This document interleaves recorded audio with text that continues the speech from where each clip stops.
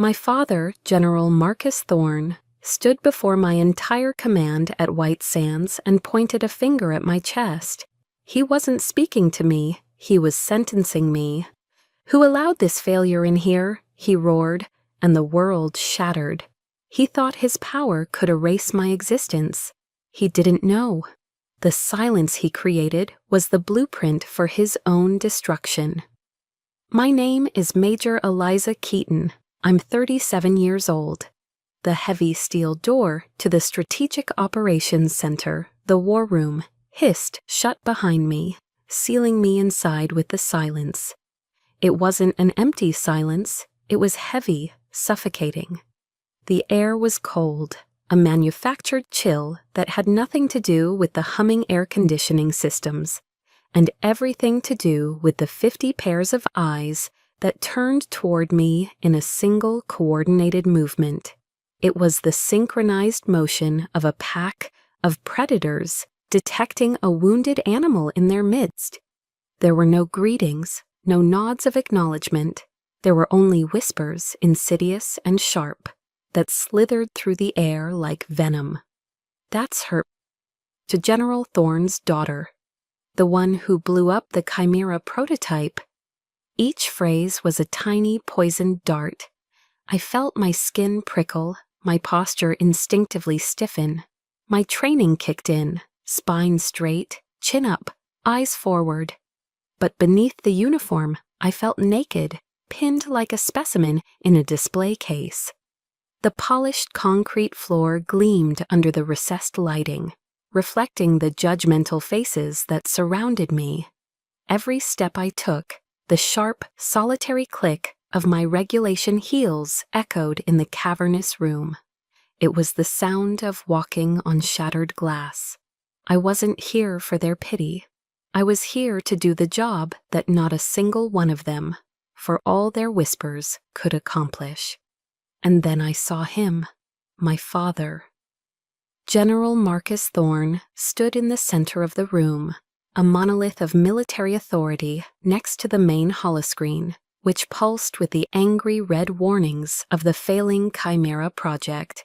He didn't look at me, not at first. He was performing, and the opening act of his performance was my humiliation. He deliberately let me stand there in the center of the room, marinating in the acid of their collective judgment for exactly 15 seconds. I counted each one. Each second was a lifetime. Then, with a slow, theatrical turn, he faced me. His eyes, the same steely blue as my own, raked over me from head to toe. It wasn't the look of a father. It was the look of a superior officer assessing a broken piece of equipment. A cold, cruel smirk stretched his thin lips. And then he laughed. It was not a sound of amusement. It was a weapon. It was a loud, booming, concussive blast of pure contempt, engineered to detonate in the center of the room and strip me bare in front of every officer, every engineer, every single person who had ever served under my command. The sound ricocheted off the sterile walls, a public declaration of my worthlessness. It was the sound of absolute disdain. When the last echo of his laughter finally died, a horrifying, profound silence descended. He let it hang in the air for a moment before he spoke, his voice a low growl that hammered every word into my soul. "Who allowed this failure in here?" He didn't use my name. He didn't use my rank. He used a noun, failure. He had redefined my entire existence, my 15 years of service, my lifetime of achievements, into a single damning label. His arm shot out, his finger pointing directly at me, a final public gesture of condemnation. Beside him, Chief Engineer Julian Caldwell, his anointed successor, his golden boy, wore a smug, triumphant smirk. He was a willing participant in this execution. He was enjoying the show. In that moment, my world didn't implode because of a technical malfunction or a catastrophic explosion. It collapsed under the weight of 4 words spoken by my own father. The polished floor seemed to tilt beneath my feet. The faces around me blurred into a watercolor wash of scorn and pity. My breath caught in my throat, a knot of grief and rage so tight, I thought I would choke on it. My mind went blank, a white screen of pure, unadulterated shock. I could feel my knees beginning to tremble, threatening to buckle. Just as the darkness at the edge of my vision began to close in, the doors at the far end of the war room hissed open again. A woman stepped through. She was small in stature, dressed in a simple, dark pantsuit, her salt and pepper hair pulled back in a severe bun. But she walked with an undeniable aura of authority that commanded the room's attention more effectively than my father's roar. She was Dr. Helena Vance, and she carried the indisputable power of the Pentagon with her. She didn't pause. She didn't look at anyone else. She walked a straight, unwavering line directly to my father, her gaze as sharp and cold as a surgeon's scalpel. She stopped a foot in front of him, forcing him to look at her. "Actually, General," she said, her voice quiet, but cutting through the tension like a razor. It was as cold as the New Mexico desert at midnight. "I authorized the project's original designer to be here." She held his gaze, her eyes unwavering. "Your incident," she continued, each word delivered with icy precision, "is now my problem, and I don't tolerate circuses." The words hung in the air, a shield of solid steel that had just blocked his final fatal blow. I watched as the crimson rage drained from my father's face, replaced by a pale, chalky humiliation. The monolith had cracked. For the first time all morning, I took a full breath. That laughter, it echoed in the silence that followed Dr. Vance's pronouncement in the war room. It wasn't the first time I'd heard it. That exact sound, the one that held no joy, only a sharp, cutting derision, threw me back 15 years. It was a cruel form of time travel, pulling me from the cold, sterile environment of White Sands and dropping me into the grand, hallowed hall at West Point. I was 17. My hair was longer then, tied back in a simple, no-nonsense ponytail, and my face was free of the lines that stress and chronic disappointment would later carve around my eyes. I was standing on a brightly lit stage, the heavy oak lectern, smelling of lemon polish and a century of speeches. The weight of history was palpable in that room. I had just won first place in the National Science and Engineering Fair for Military Dependents, a competition that brought together the brightest young minds from military families across the country. My project, a miniaturized inertial guidance system I'd built in our garage, was complex, groundbreaking, and, I knew with the fierce certainty of youth, years ahead of its time. It was the culmination of an entire year of sleepless nights, of hands stained with solder and graphite, and 100 meticulously calculated, failed equations, before I found the single, elegant one that worked. I remember the raw electric thrill that shot through me when they called my name.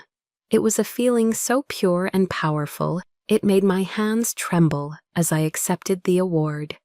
It was the absolute pride of creation, of wrestling a complex problem to the ground and forcing it to yield its secrets. But then, as a high-ranking officer and a proud father, my own father was invited to the stage to say a few words. And in the span of 2 short minutes, he took my singular, hard-won victory and twisted it into something grotesque. He stood at that historic lectern, his dress blues immaculate, a paradigm of military honor. His voice, trained to command thousands, resonated with practiced authority through the microphone. He began by speaking of the importance of teamwork, of the core values of leadership that West Point itself embodied.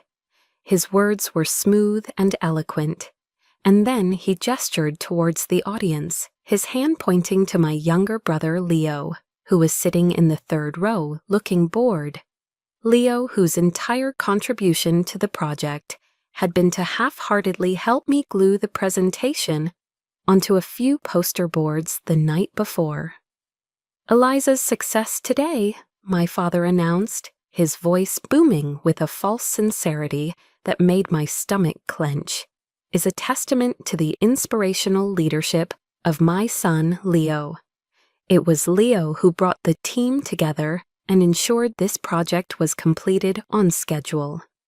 A wave of polite, then enthusiastic applause erupted through the hall. They were clapping for Leo. They were clapping for a lie, for a beautifully crafted narrative of brotherly teamwork that had never happened. I stood on that stage, clutching a heavy gold-plated trophy, and felt utterly, completely invisible. The physical weight of the award in my hands was nothing compared to the hollow emptiness that opened up in my chest. He hadn't just diminished my work, he had erased me from it.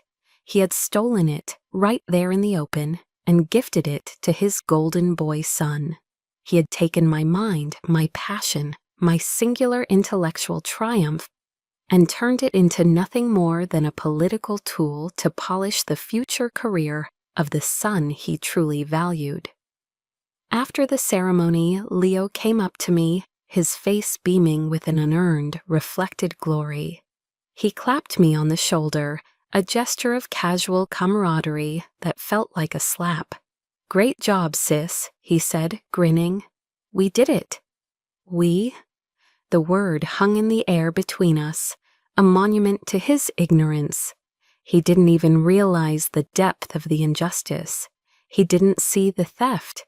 He had grown so accustomed to basking in the glow of my efforts, so used to having his path paved with the stones of my hard work, that he simply accepted this as his due. It was his natural state of being. My father had taught him that. I looked into my younger brother's eyes and saw no shame, only the easy, unthinking arrogance of a person who believes they are entitled to the fruits of another's labor.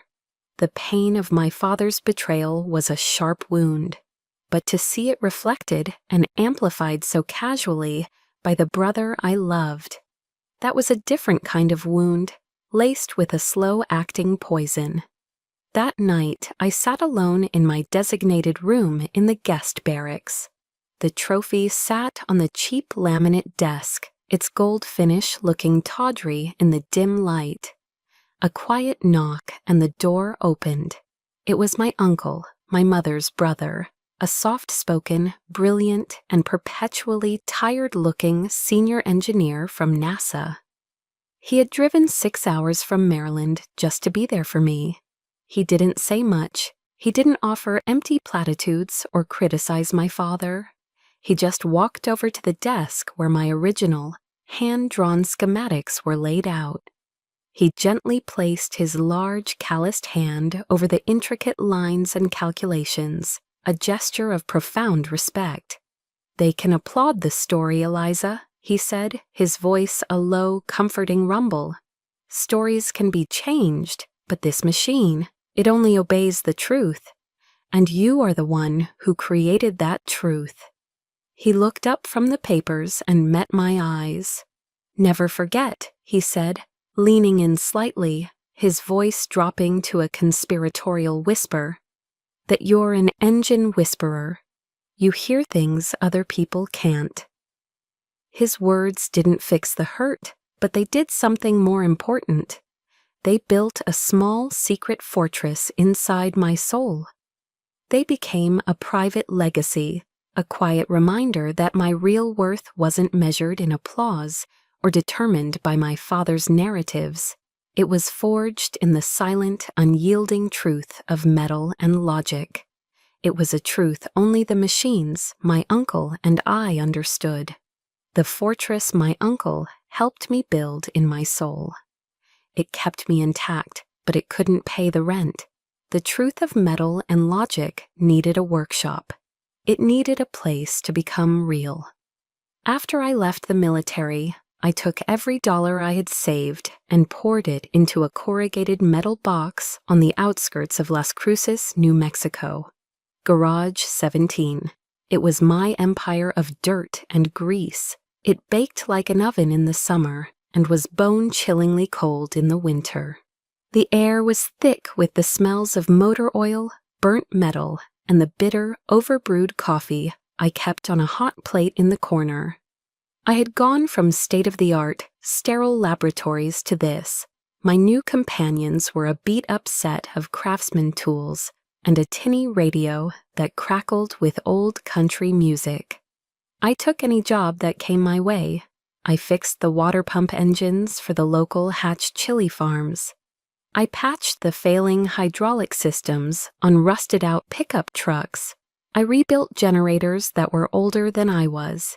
It was gritty, dirty, manual labor. It was honest, and it was mine. The men who came to me, at first, all wore the same look, a look of deep, profound skepticism. They'd see this small blonde woman with tired blue eyes and immediately doubt I could possibly understand the complex machinery that was their livelihood. I'll never forget one rancher, a big man with a sunburned neck and a permanent scowl. He threw a set of keys onto my workbench with a loud clatter. "You break it any more than it already is," he grunted, "and I'm not paying you a dime." I didn't argue. I didn't defend myself. I just nodded, picked up the keys, and got to work. I spent 12 straight hours on his diesel engine, my hands bleeding from a slipped wrench, my face smeared with grease until I looked like a ghost. But when I finally turned the key, the engine didn't just start. It roared to life with a perfect, steady rhythm it probably hadn't had in years. The rancher just stood there, looking from the humming engine to me, then down at my calloused, dirt-caked hands. The look of contempt in his eyes slowly, grudgingly, morphed into a kind of baffled respect. He paid me in cash, didn't say another word, and left. That was a good day. One evening, after a brutal fight with a stubborn transmission, I slumped onto the dusty concrete floor, my back against a stack of old tires. I cracked open a Cold Coors Banquet, the champagne of blue-collar work, and checked my emails on my phone. And there it was, an email from Leo. The subject line was just 2 words, "Great news." He was writing to boast. He'd just been promoted to project manager at a major defense contractor. He proudly detailed his latest brilliant initiative for streamlining their supply chain logistics, an idea I recognized instantly because I was the one who had sketched it out for him on a cocktail napkin years ago when he was struggling in business school. I read his words, the bitter taste of the cheap beer mixing with the familiar, acidic taste of injustice in my throat.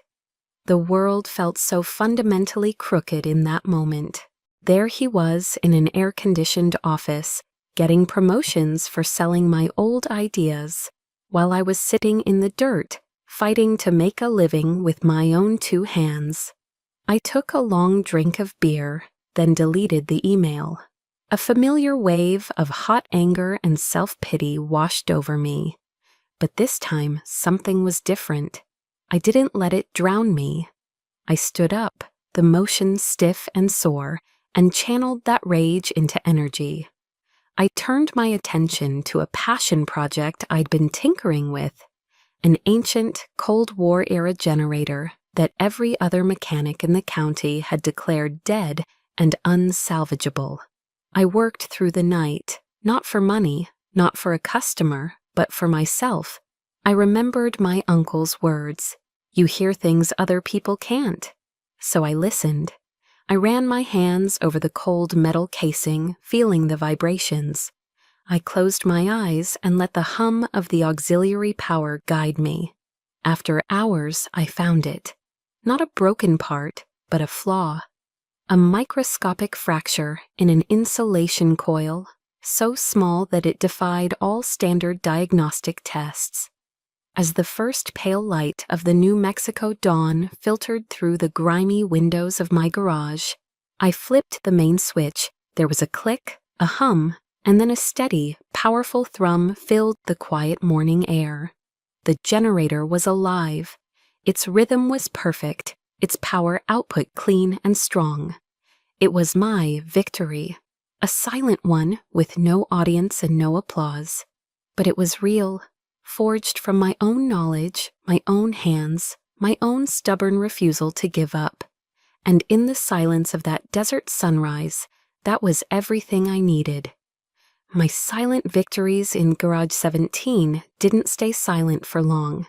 In the small, interconnected world of high desert mechanics and ranchers, whispers travel faster than dust devils. A reputation for fixing the unfixable is a valuable currency. About a year after I first opened my doors, that reputation paid out in a way I never expected. One morning, while wiping the grease from my hands, I saw a new email pop up on my phone. The sender's address was a jumble of random letters and numbers, heavily encrypted. The message itself was brief, stripped of all pleasantries. "We have a technical problem. We require your consultation. Discretion is absolute. A car will collect you tomorrow at 800. There was no name, no company, no letterhead. My old military instincts screamed that this was not a normal job fixing a tractor. Every part of me that had been trained in caution told me to ignore it. But the engineer in me, the part that lived for a challenge, was intensely curious. That part won. I replied with a single word: confirmed. The next morning, exactly at 8 o'clock, a black, unmarked SUV with tinted windows pulled up in front of my garage, its engine barely making a sound. It was the kind of vehicle that screamed federal government or private military contractor. It drove me deep into the Chihuahuan desert, to a location that looked, from the outside, like a derelict cattle ranch. But the high-tech surveillance cameras tucked into the eaves of the barn told a different story. The woman who greeted me was petite, with salt and pepper hair pulled back into a severe, tidy bun. She wore a simple but impeccably tailored business suit that seemed out of place in the dusty landscape. But it was her eyes that held my attention. They were sharp, intelligent, and radiated an invisible, unassailable authority. "Helena," she said, extending a hand. Her handshake was firm, her focus absolute. She wasted no time on small talk, leading me directly past the rustic facade and into a state-of-the-art laboratory. There, mounted on a testing cradle, was an engine prototype that made my breath catch. I recognized its architecture immediately, an advanced iteration of an old DARPA design. "Everyone says it's dead," Helena said, her voice calm and even. "They've tried everything. What do you think?" I spent the next 2 days in that lab. I barely ate. I didn't sleep. It was just me and the machine. I didn't just read the terabytes of diagnostic data they had compiled. That was their mistake. They were looking at the data, but they weren't listening to the engine.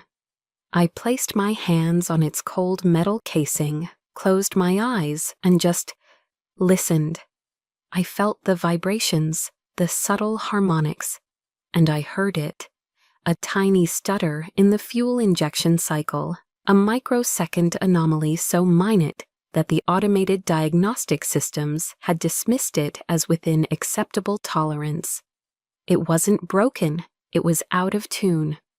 I spent hours sketching out a new control schematic, proposing a software patch to recalibrate the controller logic. When I was ready, I presented my findings to Helena. She sat across the table from me, and as I explained my reasoning, she never once interrupted. She just listened, her sharp, perceptive gaze seeming to see right through my technical jargon and into the core of my thinking. When I finished, she was silent for a moment. "You're not just a mechanic," she said finally, a statement of fact. "You're having a conversation with it." It was the first time anyone had truly understood my process. "Ms. Keaton," Helena continued, and the use of my formal surname felt like a knighting. "3 years ago, the Pentagon lost a valuable asset. I've read the official report on the Chimera prototype explosion. I've also read your original, unedited design schematics. They don't match." My heart hammered against my ribs. It felt like the floor had dropped out from under me. She knew. "Your talent," she said, her voice softening almost imperceptibly as she slid a thick consultant's contract across the table, "deserves to be compensated, not buried. It should be honored, not taken for granted." Her words landed like a balm on a wound I didn't even know was still open. She leaned forward. "The Chimera project is failing. I need you to come back, not as a general's daughter, not as a scapegoat, but as the best damn engineer I know." And in that sterile, quiet lab, I started to cry. For the first time in years, tears streamed down my face. But they weren't tears of pain or humiliation. They were tears of gratitude, of profound, overwhelming relief. Have you ever had a moment like that? A moment where a stranger sees you more clearly than your own family ever has? This woman, this stranger, had just given me the one thing my own blood had always denied me, their trust. Stepping back onto the grounds of White Sands felt like walking into a ghost story where I was the ghost. The news of my return, under Dr. Vance's direct authority, had spread like a seismic shockwave through the facility's tightly knit community. My father couldn't publicly oppose a decision that came down from the Pentagon, but he was a master of asymmetrical warfare. He made sure I felt the chill of his displeasure in other ways, sending a clear, unspoken message through the ranks. I was not welcome. The first technical briefing was his opening salvo. I was there as a consultant, but I was also the original architect of the system they were failing to fix, a fact that hung in the air like unspoken static. I started to explain my initial diagnostic theory, outlining the subtle frequency modulation I had detected at the private lab. I hadn't even finished my first sentence before I was cut off by Julian Caldwell, my father's freshly polished crown prince. "With all due respect, Ms. Keaton," he said, the condescending emphasis on Miss a deliberate jab. "A public stripping of my former rank." He smirked, playing to his audience. "Your Jamame intuitive methods might work on old farm tractors out in the sticks, but here we operate on hard data and established protocols. The data doesn't support your feeling." He said it in front of the entire engineering team, a blatant, pre-rehearsed attempt to discredit me before I could even begin. The room fell silent, every engineer suddenly fascinated by their notepads, everyone watching the power play unfold. I didn't raise my voice. I didn't let the hot flash of anger show on my face. I just held his gaze until he started to look uncomfortable, his smugness flickering. "The data isn't lying, Caldwell," I said, my voice low and steady, carrying across the quiet room. "The problem is you're not asking it the right questions. You're looking for a broken part when you should be listening for a discordant note." That evening, in the sterile quiet of my temporary quarters, my phone rang. The caller ID was a blocked number, but I knew who it was. It was my father's private line. His voice, when I answered, was no longer the thunderous roar from the war room. It had been replaced by something far more insidious, the calm, rational, and deeply patronizing tone of fatherly advice. Eliza, I hear you're causing some friction with Caldwell's team, he began, the words smooth as silk, a verbal pat on the head. You're digging up things that were settled 3 years ago. It's counterproductive. You need to remember your place. You're just a consultant here, an outside voice. Let the team do their work. A cold knot formed in my stomach. He was defining my boundaries, putting me in a box.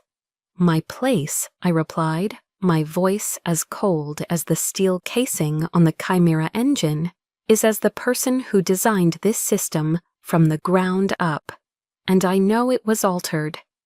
There was a brief, telling pause on the other end of the line. When he spoke again, the silk was gone, replaced by unyielding steel. I refined it, he said, his voice hard and final. Your original design was too ambitious, too risky. I made it safer. I made it more practical. Don't make this situation worse for everyone with your professional arrogance. It was a masterful piece of gaslighting. In his version of history, he wasn't a saboteur, he was a protector. I wasn't a truth seeker. I was an arrogant child who didn't know what was good for her.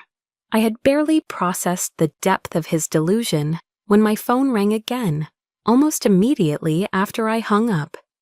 This time it was my mother. She didn't ask how I was. She didn't ask if I was okay. She simply launched into a performance of preemptive, hysterical tears. "Eliza, what are you doing?" she sobbed into the phone, her voice thick with manufactured panic. "Your father is under so much stress, his entire career, the family's honor. How can you threaten to destroy everything because of your own selfishness? You need to think about your brother, about his future. Please, for the love of God, just take a step back." Her words were like a volley of poison-tipped needles, each one aimed at a place she knew was vulnerable.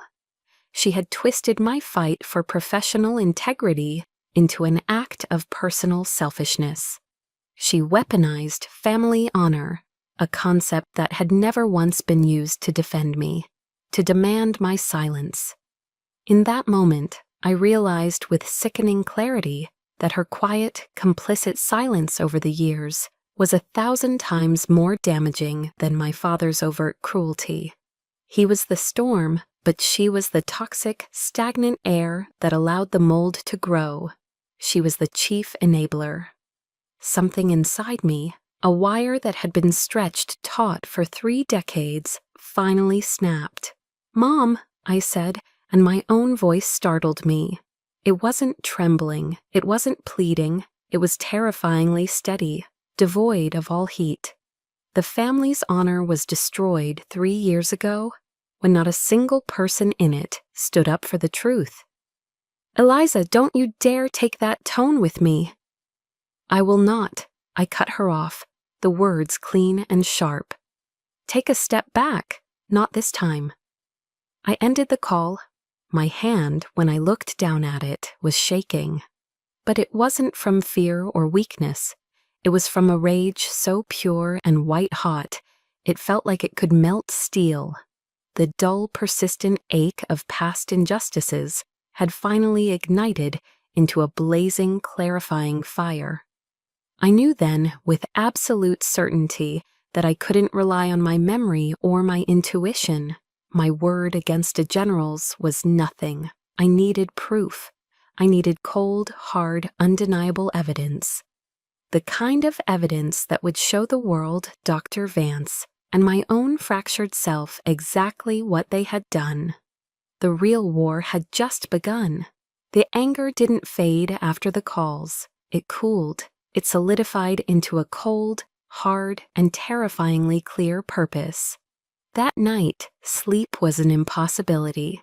The ghost of my mother's pleas and my father's lies weren't just echoes in my head anymore.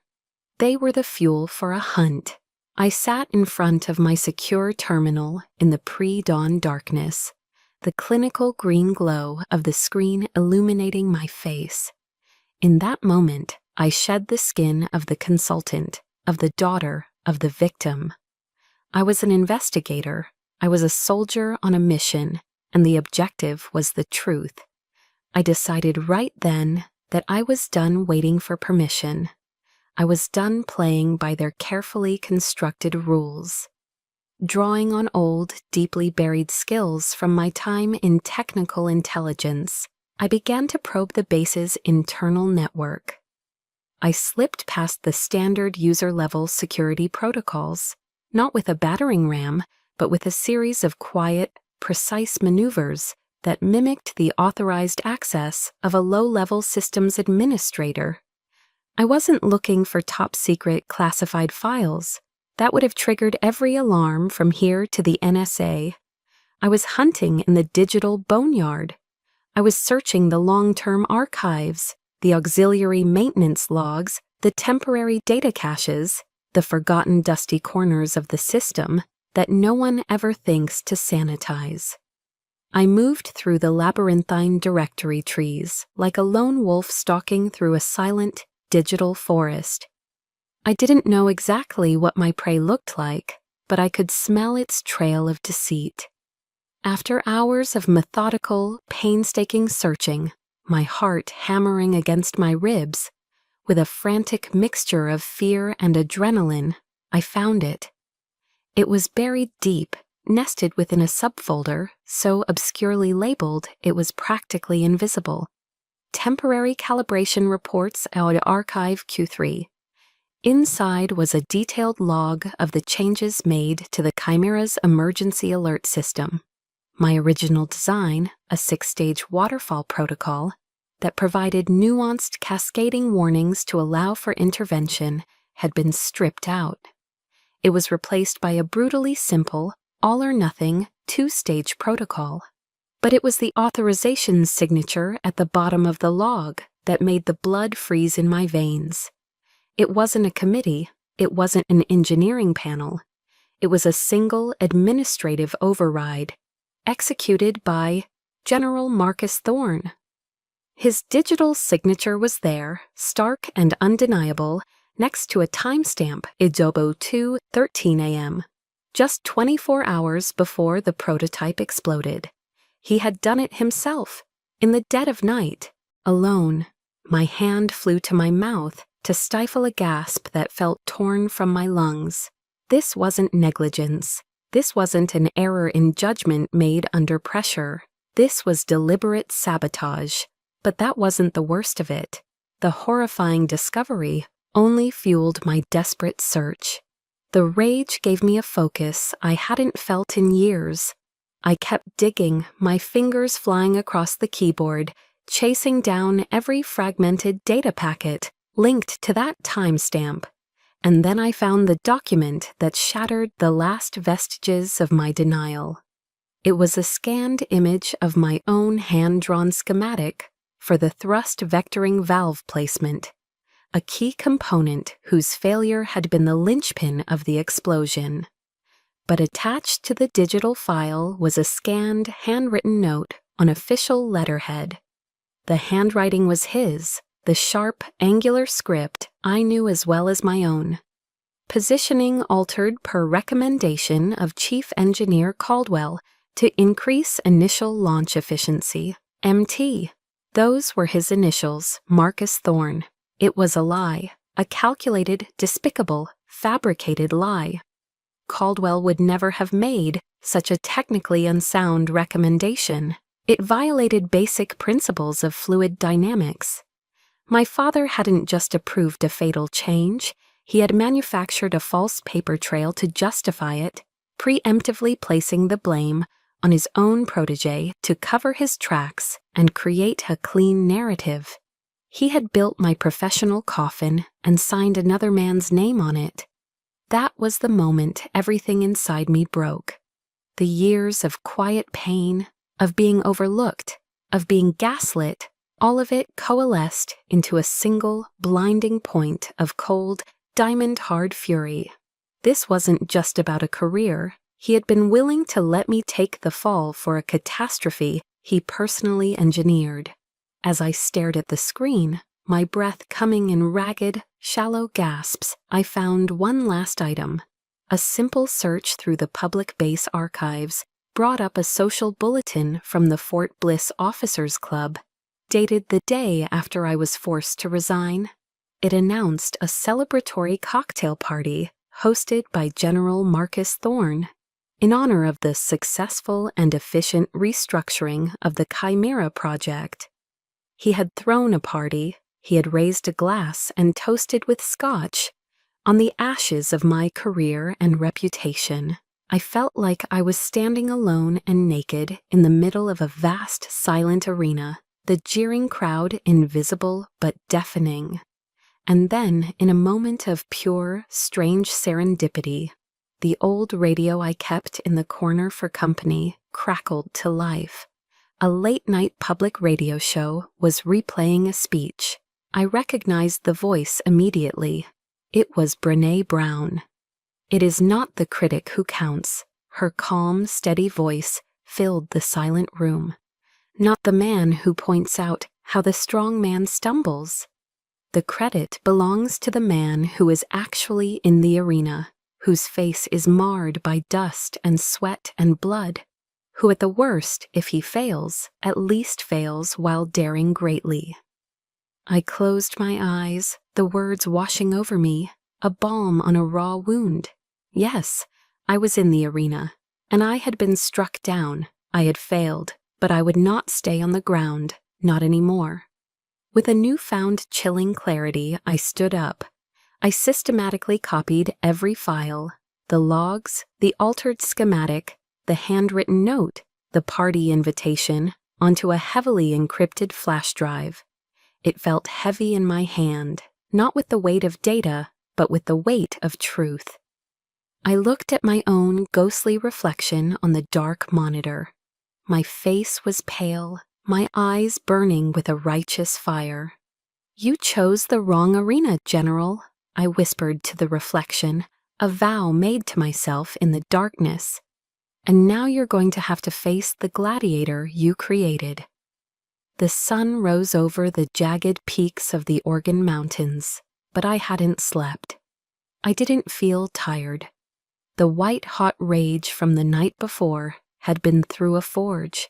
It had been hammered and quenched, emerging as something new, a cold, sharp, singular purpose. I was no longer a victim caught in a storm of my father's making. I was a prosecutor, and the sun was rising on the first day of the trial I was about to convene. The encrypted flash drive in my pocket felt heavy, not with the minuscule weight of its plastic and silicon, but with the profound weight of truth. The warrior my father had unknowingly created over decades of relentless pressure was now armed, and every warrior, every soldier, every prosecutor needs a battle plan. I spent the entire morning in the sterile temporary office they had assigned me, a box of a room that felt more like an interrogation cell. With the flash drive connected to my secure laptop, I worked with the methodical precision of a bomb disposal expert, arranging the files I had downloaded into an unassailable logical structure. I wasn't just compiling evidence, I was building a case, piece by damning piece. Each log file, each timestamp, each unauthorized digital signature, and each cloying manipulative email was labeled, cross-referenced, and placed into a chronological timeline of deceit. My presentation would not be an emotional appeal. It would be an engineering inquest. I was constructing my argument not with legal statutes, which could be twisted, but with pure, irrefutable engineering logic. A machine, unlike a man, doesn't lie.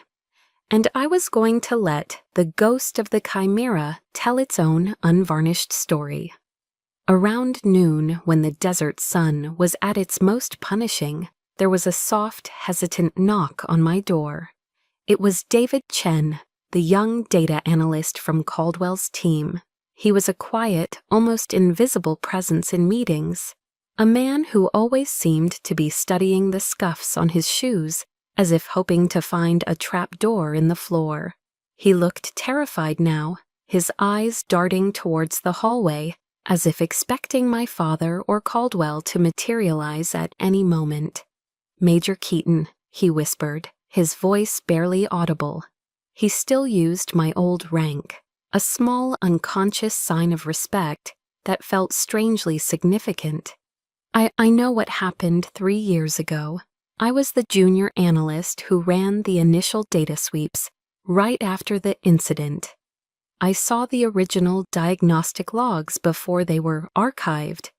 He meant wiped clean, erased from the official record.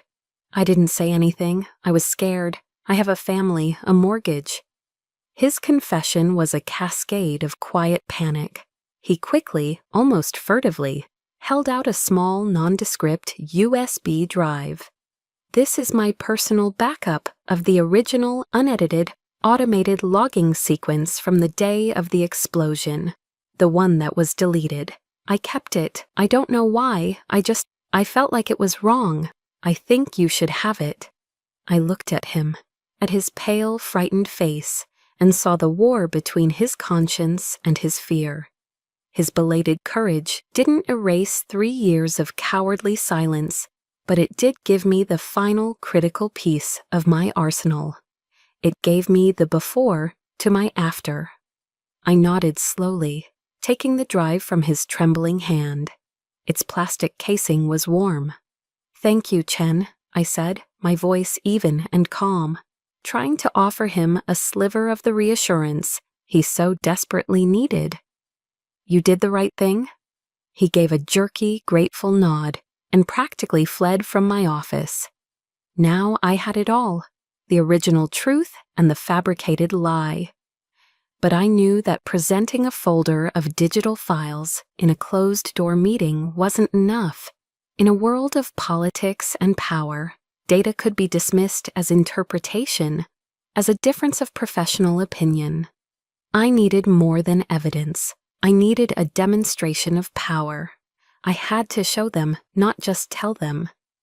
I found an empty briefing room down the hall, one with a massive, wall-sized whiteboard, untouched and gleaming under the fluorescent lights. I picked up a black dry erase marker, the cap making a sharp, definitive click as I removed it, and I began to draw. From memory, with a hand that did not shake, I recreated the entire original design of the Chimera project. The intricate coolant circulation loops, the precise calibration of the pressurization valves, the elegant logic of my 6-stage cascading warning system. Every line was exact, every parameter flawless. The black ink flowed from the marker, my hand moving with a speed and certainty that felt almost otherworldly, a direct conduit from my mind to the board. It wasn't just a technical drawing, it was a declaration. It was an act of intellectual and spiritual resurrection. I was bringing a murdered design back to life, right there in the open for all to see. I was showing them the beauty, the complexity, and the inherent safety they had willfully destroyed. As I was finishing the final subsystem, a shadow fell over the board.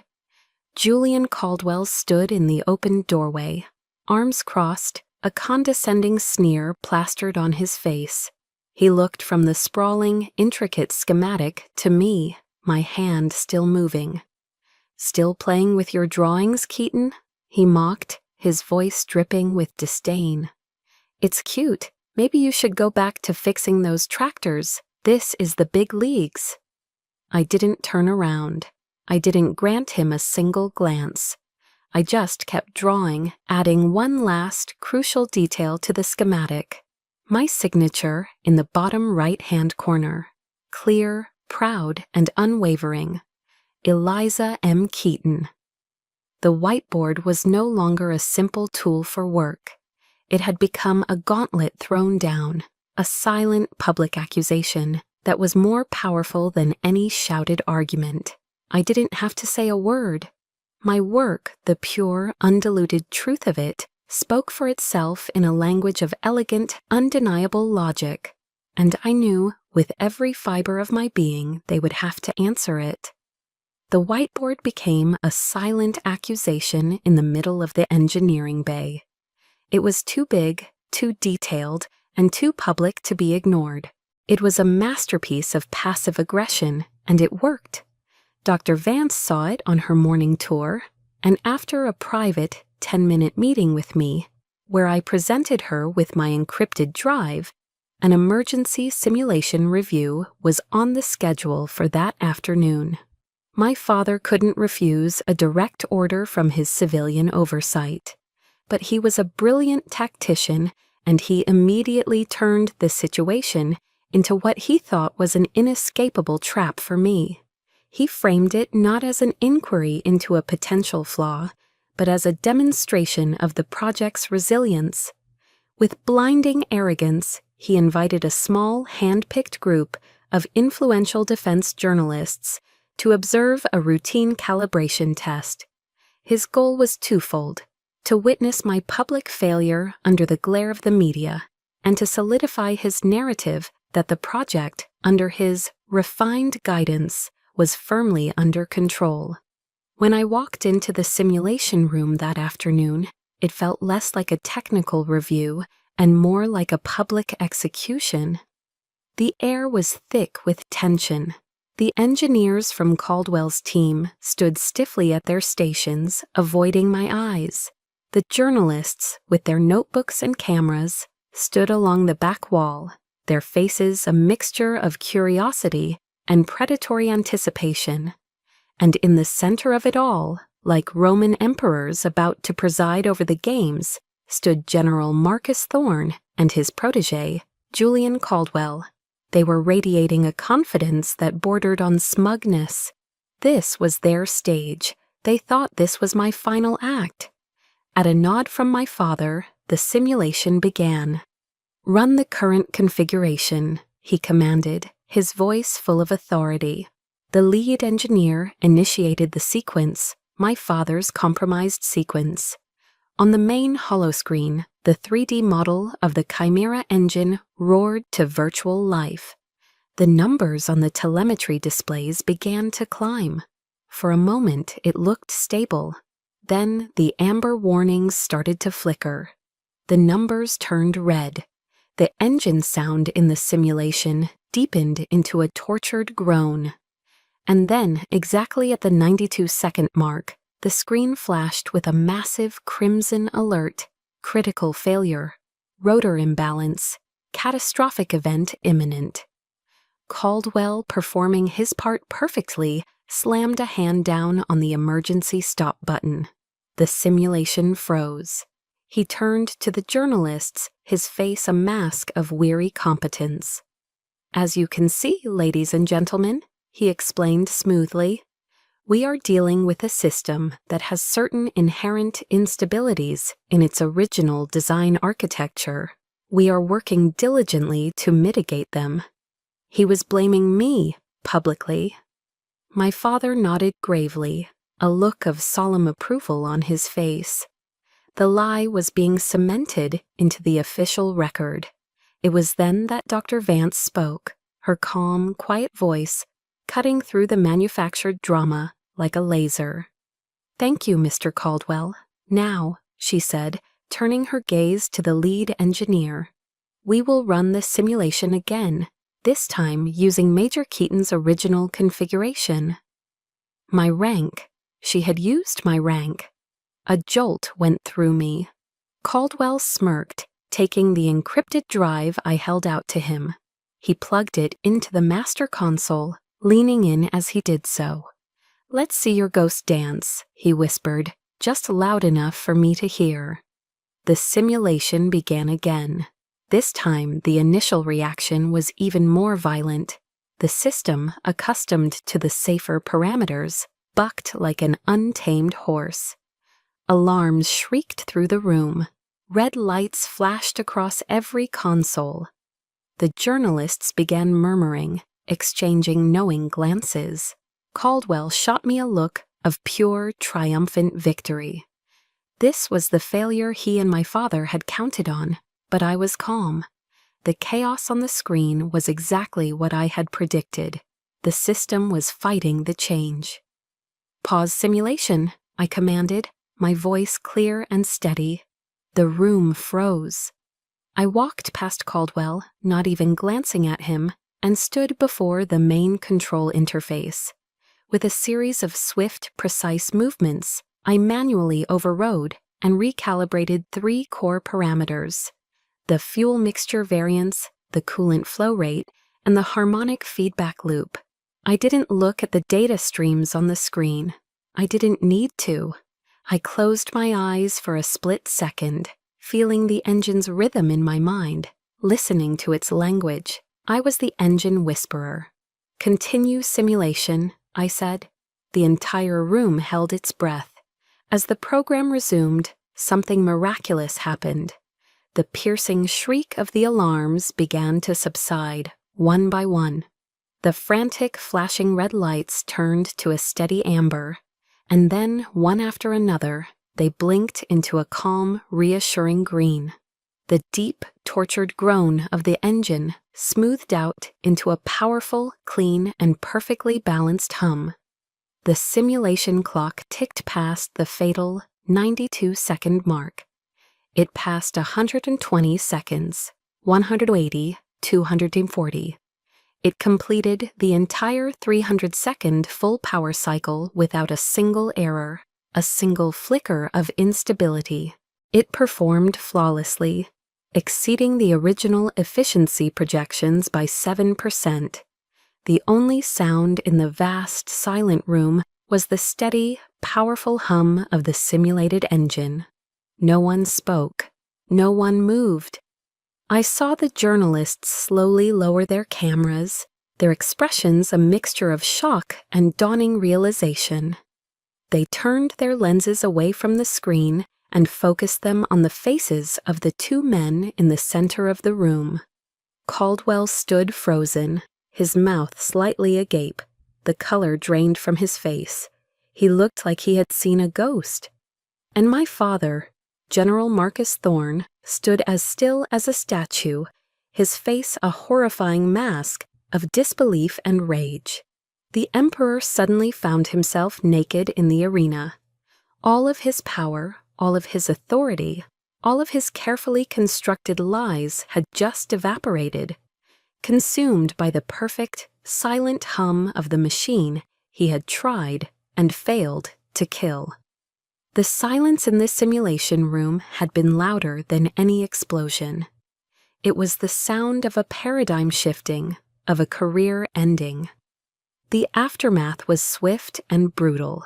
The defense journalists who had been invited to witness my execution instead reported on a political coup orchestrated with elegant, undeniable engineering.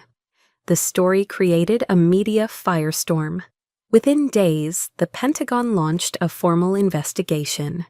General Marcus Thorne was suspended from duty, pending a full review. Julian Caldwell was fired immediately for gross incompetence and professional misconduct. The entire empire my father had built over a 40-year career, an empire of fear, loyalty, and absolute control, was crumbling like a sandcastle against the tide. I didn't feel the elation I thought I would. There was no triumphant fist pump, no celebratory drink. There was only a vast, hollow emptiness, like the ringing in your ears after a great battle. The war was over. The truth had won, but I just felt tired. A few days later, my phone rang. It was Leo. For a foolish, hopeful second, I thought he might be calling to ask if I was okay. To ask what had really happened. I thought for a moment that he might finally be ready to listen. I was wrong. "What the hell did you do?" he screamed into the phone, his voice cracking with rage and panic. "You ruined him. You ruined Dad. You destroyed everything, all for your stupid, selfish ego. Do you have any idea how this is going to affect my career? My connections? They're all tied to him, you selfish bitch." I stood there, phone pressed to my ear, and listened to his tirade without saying a word. I listened as he accused me, insulted me, and blamed me for the consequences of our father's own actions. He saw none of the original sin, only the fallout that was inconveniencing him. When he finally ran out of breath, his heaving pants echoing down the line, I spoke. My voice was eerily calm. "You never once asked how I felt, did you, Leo?"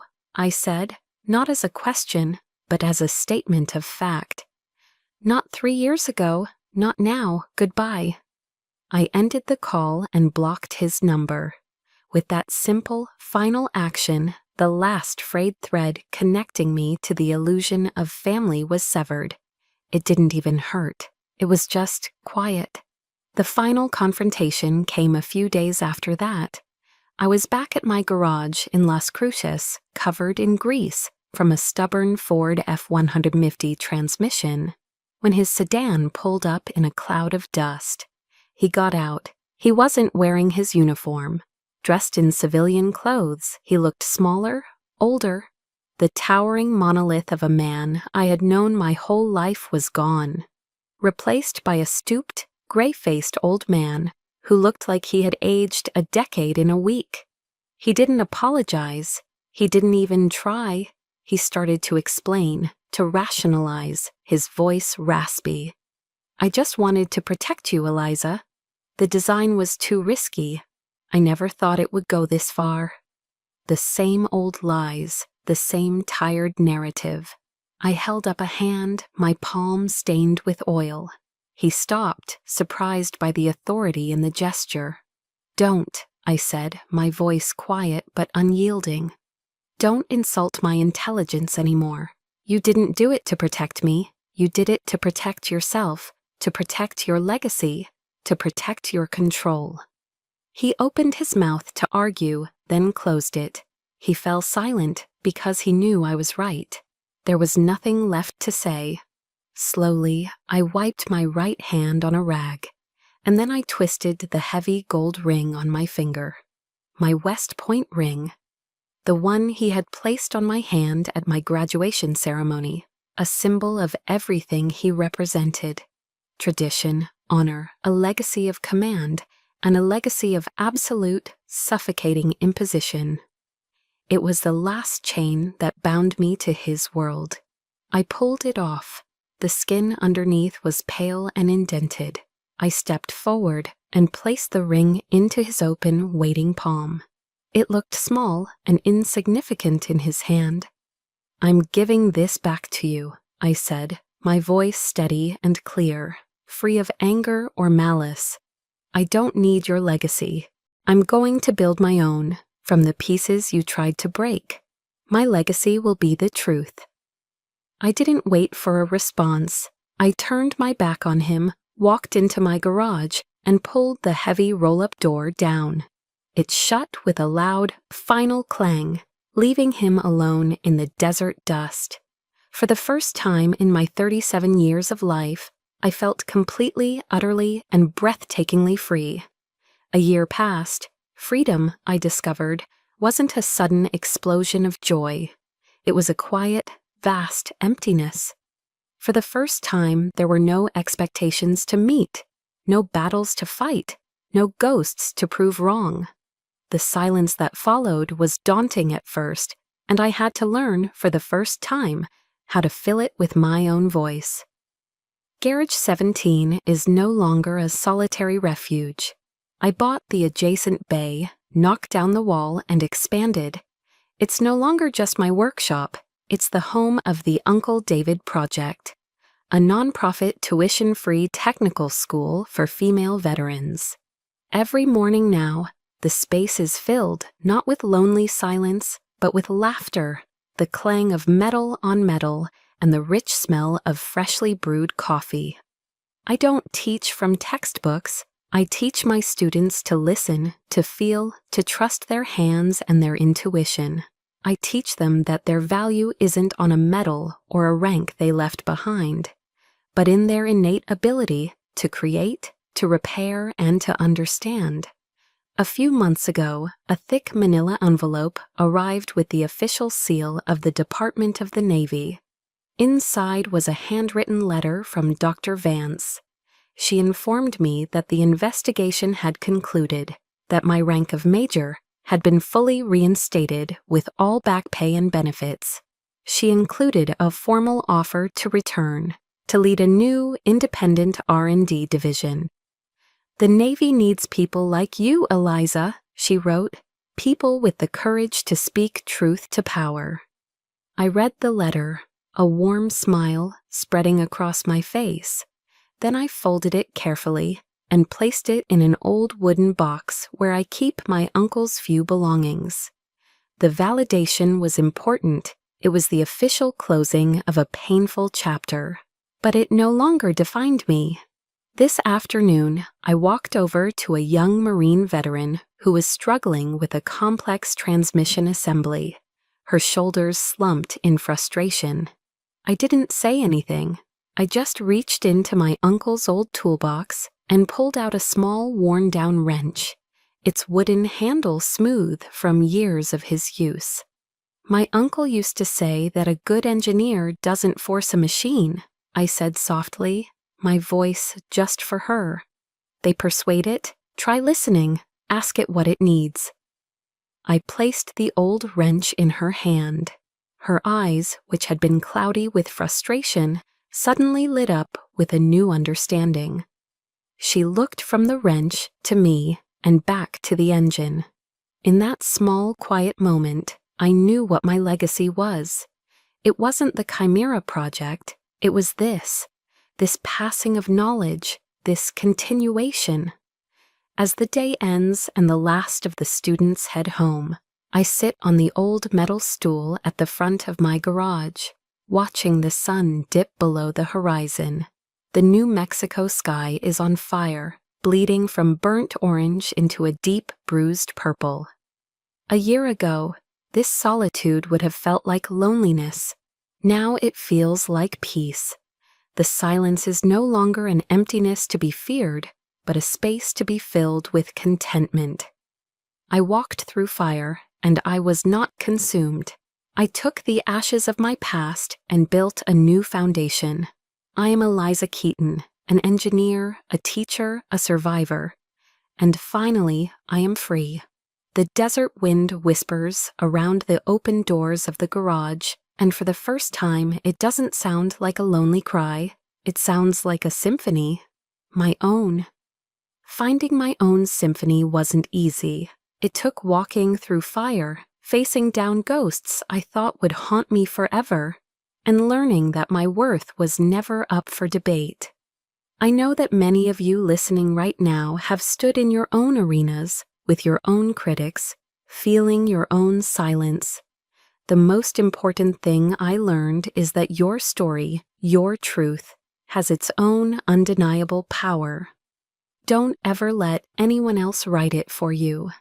If stories of resilience and finding your own truth resonate with you, I invite you to subscribe to Chosen Revenge and share your own moment of strength in the comments below. Because every voice, especially yours, deserves to be heard.